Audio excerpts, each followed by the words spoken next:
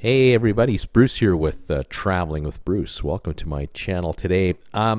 Today is July the 7th, 2020, and I've got stories for you about 3 cruise ships and 2 CEOs. So, that's 5. Welcome to my channel, Traveling with Bruce. Thank you for subscribing to TWB and giving my video updates thumbs up. Appreciate it. Love your comments too. And thanks out there to those of you who are following me and hanging out with the gang on the Traveling with Bruce Facebook group page. A lot of you join me there. If you'd like to join us there, just ask to join the group. I'll let you in. I administer it. Also, thank you for following me on Instagram as well. And lastly, Redbubble. The Redbubble store for Traveling with Bruce, the link down below, by the way. We just added a couple of new products to the mix with Traveling with Bruce logos on it. Check out our new backpacks and our new duffel bags, and of course we have the COVID masks and the coffee mugs and the t-shirts. It's unbelievable. The guys at Redbubble do a great job for me. Every time an item is ordered, I earn a little royalty for every item ordered. They handle everything. Thank you for your support. All right, let's talk about 3 cruise ships and 2 CEOs. The big story today has to be the delay of the Carnival ship, the Mardi Gras. This is the giant 5,200 passenger ship that was expected to be delivered latest this November. Now we know that all sailings from November to January of 2021 have been canceled. The ship now will start sailing, they hope, February 2021. Now, this, of course, assumes that the virus is out of the way and that that everything is good to go. But the ship is delayed at the yard. They've had delivery issues. Of course, they've had other issues. The staff working at the shipyard, they're under restrictions, COVID restrictions. So everything is slowed up. I got to tell you, I'm thinking deep down inside the corporate offices at Carnival, they're breathing a sigh of relief that the ship is delayed, because the reality is, even if they were to take delivery of the ship this November, there wouldn't be a single paying passenger on board the ship. We all know that. The cruise lines are shut down, and with the virus raging ahead, this ship is supposed to be working out of Florida. I can tell you right now, nothing is going to sail in and out of Florida the way Florida is going with the case numbers that they're experiencing. There isn't going to be cruising out of Florida for a long time. So the Mardi Gras will arrive February 2021, but even then, it may not sail out of Florida for a while. We'll just keep an eye on it. All right, 5,200 passengers, $1 billion plus build, the first of 2 ships, LNG powered, and a lot of exciting things to look forward to on this ship.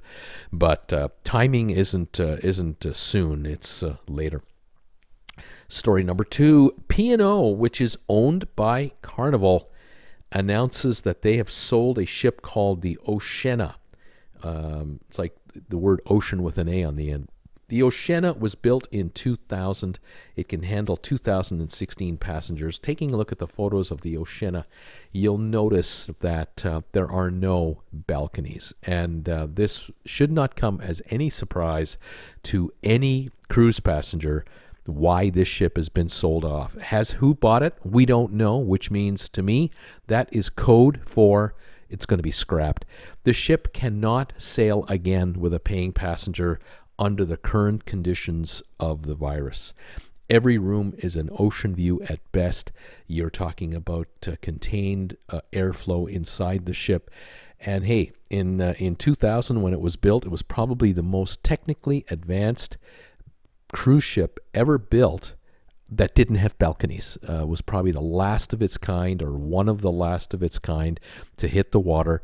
The writing was on the wall within 5 years, because every cruise ship really since 02, 03, 04 have had 85% of their cabins are balcony cabins. And at the very, very least, if cruises are going to begin again, you're going to have balcony cabins. Otherwise, you're just not going to be allowed in the water. And that's assuming, that the cruise lines will be allowed to sail with a full complement of passengers. I can't see it happening. I've said it again and again and again. The inside cabins, the ocean view cabins, I think will be restricted, and only balcony cabins will be allowed to be used. And even then, there might be spacing requirements between passengers in balconies, maybe every second balcony, that kind of thing. We may be down to a 50% capacity count here, and so the ship like the Oceana, there is just no way that this ship will be approved for sailing anywhere in Europe, anywhere in Australia, New Zealand, the USA, Canada, most Caribbean countries. I cannot see this ship ever sailing again with a paying passenger. It's too bad, and it's not the only ship that's in this situation. Carnival has 4, 5, 6 ships just under its own brand name that don't have balconies, that are likely to be scrapped as well. They cannot be sold to another company for other purposes. I can't see how these ships would even be able to work as ferries in Europe. Maybe they can be sold off the third world countries as ferry ships, but my God, I just think that would be such a mistake. Knowing what we know with regard to the virus. Anyway, there's your second story. Sorry about that, folks. Okay, the third story has to do with Virgin Voyages, Richard Branson's cruise line, and the ship, the Scarlet Lady. This is an interesting story to me because the media reports in the last couple of days were talking about how the Virgin Voyages folks were taking the Scarlet Lady back to Europe to, quote, repatriate 230-something crew members, because the Scarlet Lady, like all other cruise ships, are not allowed to come into Florida ports. They're not allowed to unload crew. They're allowed to come into Florida ports to get gas and food and all that, but they're not allowed to offload crew, put them on commercial airplanes, and fly them home. No. The CDC has banned cruise ships from doing anything like that, even after testing. It's just ridiculous. So what the folks at Virgin said was, we're going to sail the ship back to Europe, and we're going to repatriate our European crew members there because we can't fly them home from the U.S. Now, what they didn't say was, they could have sailed the ship down to Barbados, gone to Bridgetown, and flown them home from there. But no. They decided to sail them to Europe. But here's the real story, folks. The ship is actually going to Italy, will offload its crew, and then is going into a 20-day retrofit. Now, I don't know if it's a full-blown dry dock where they're going to take it out of the water, but I think what's happening here, and they might take it out of the water, but they are going to retrofit this ship because if any of you out there follow Emma Cruising, she was on this ship early this year when they had a kind of a 1 or 2 day media day. They invited a whole bunch of influencers in, travel agents and other media outlets, to spend a night on board the ship and walk around and enjoy it. They wanted to show it off because it was brand new. This is in Dover, and they couldn't have picked the worst day as far as weather concerned. It was foggy and cloudy and windy. It was miserable. But still, people were able to scurry about the ship with their cameras, and away they go. And Emma was kind enough to send me some stock footage. She shot a bunch of footage on board the ship, and then she sent me a video of all kinds of areas of the ship. And in her own video, she described how unimpressed she was with a number of features of this ship, which I appreciated, because the only media we've been able to receive about this ship was strictly from Virgin Voyages itself, so that we were getting the corporate line and all of the hype. And of course, you have to expect that. Every cruise line does this. But Emma finally was able to kind of put in her personal opinion. And as a 24, 25-year-old, she has a unique perspective, and she has experience on cruise ships that are from the 80s, the 90s, the 2000s, and so on. And so she can give us a wide bit of experience and a comment on, what she thinks of this ship compared to the classic ships that have been out there for years and years and years. And there were a number of issues with this ship that she didn't like. But I'm looking just at her video this morning and just going through it all, and I'm realizing, oh my gosh, is it any wonder the ship has been brought back to the shipbuilder? They've got to change everything. I mean, they've got to really make changes, especially in the public areas. Thinking of social distancing rules. Now, this ship was designed to be only for adult cruisers, no children. So you had to be 18 and older. They don't have a buffet, which was one of their, promotional things, no buffet. But they do have about 20-something specialty restaurants, all included in your fare. Again, all positive stuff. But if you take a look at some of the video here, you'll notice how there is no separation between tables.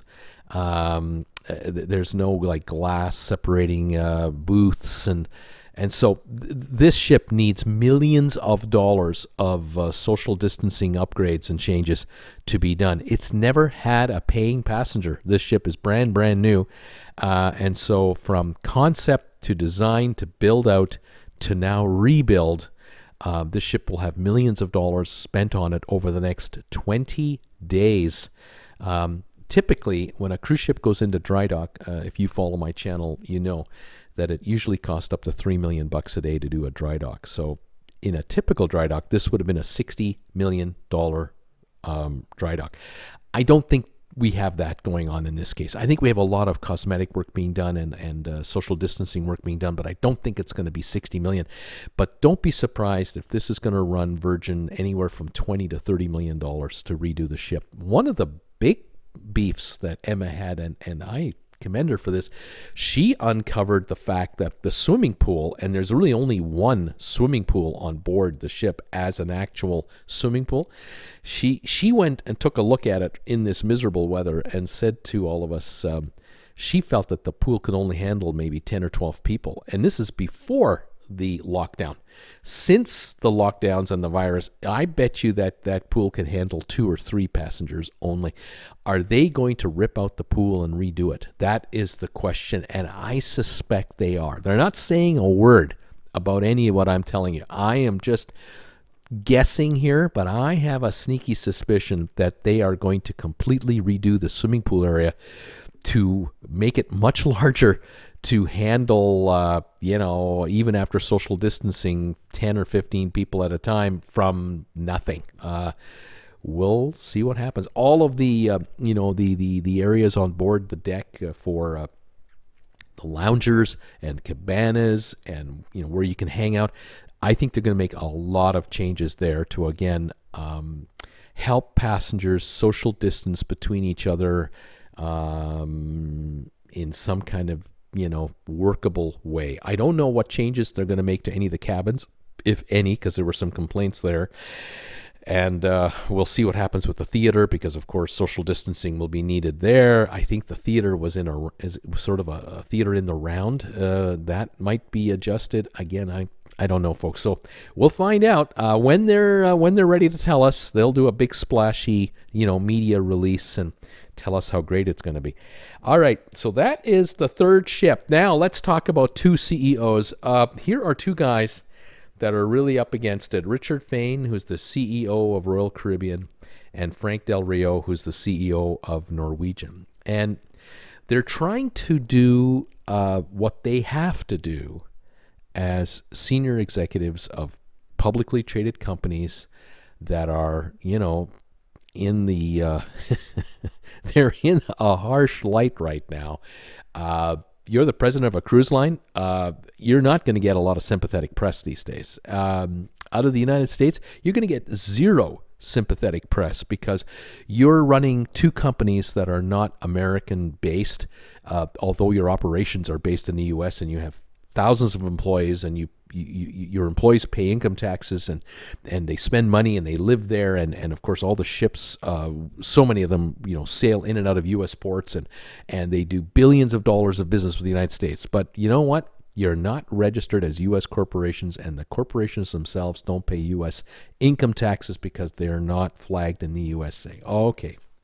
We've heard this before. So these two guys are up against it no matter what. And then on top of everything else, you've got the virus and all of the talk about how cruise ships have created the virus and they harbor the virus. And if you touch a cruise ship, you're going to get the virus. I mean, all the conspiracy nonsense that's out there. It's just ridiculous. Anyway, so these two guys are doing the best they can to talk to, the public who are the diehards like myself and others. We're all dying to go on a cruise. I can't wait to go back on a cruise ship.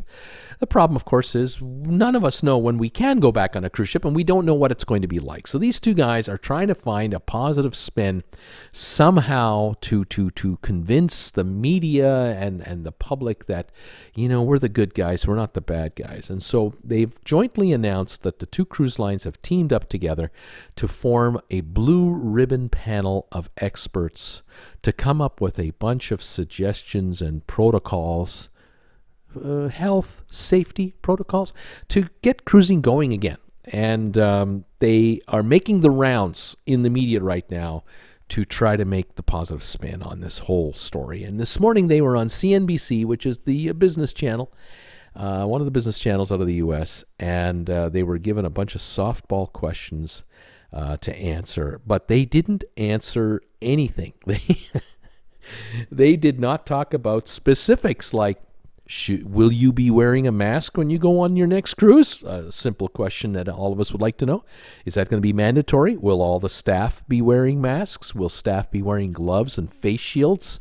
Will buffets be in existence? If so, what will they look like? What about capacity figures? Will your cruise ship sail with all cabins sold out, or will there be restrictions?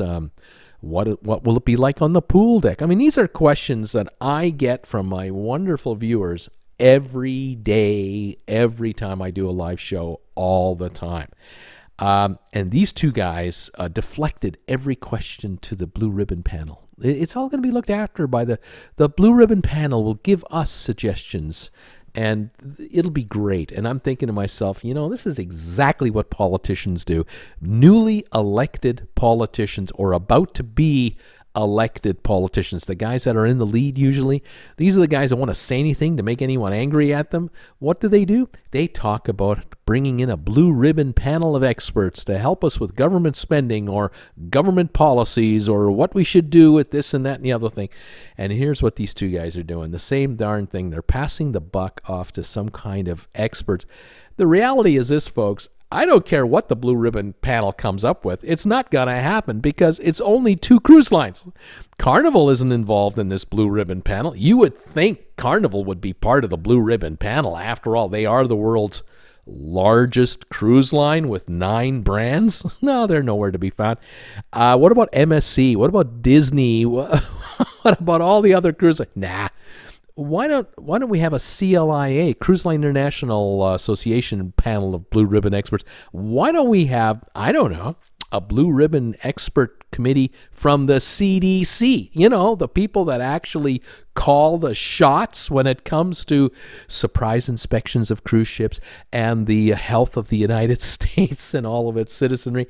Nah, now let's just put together a blue ribbon panel of friends of our cruise lines.